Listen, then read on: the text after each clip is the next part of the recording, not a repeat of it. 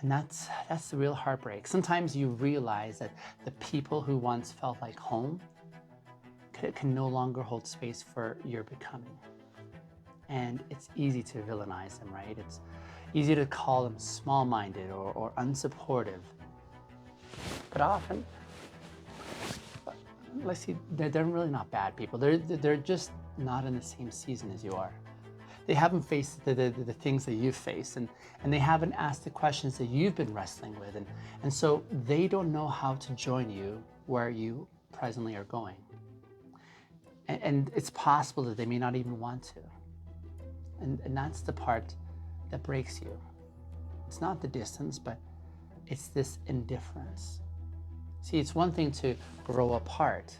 It's another to totally realize that they're not even curious about where you're going anymore. That they're actually fine keeping you in the version of yourself that they've already made peace with.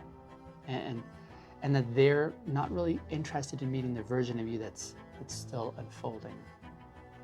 And so you're left with a decision. Do I contort myself to keep them close? Or do I honor the truth of where I'm at, even if it costs me this connection?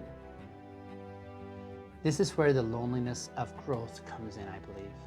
Because as much as we talk about our becoming into our best selves, we don't often talk about how that process can feel a lot like exile, like being cast out of the spaces that once embraced us. Not because they're rejecting us maliciously, but because the version that we're emerging into doesn't fit their story anymore. And it's especially confusing when the people who pull away are the ones who once cheered the loudest, right?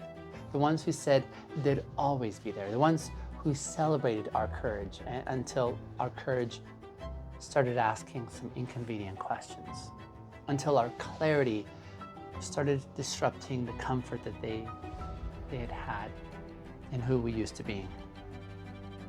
And the pain isn't just personal, the pain can also be spiritual, right?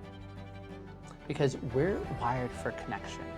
We're wired for community. And when those roots start to unravel, it doesn't just feel like change anymore. It actually feels like loss. It feels like grieving something that technically still exists, but is no longer alive.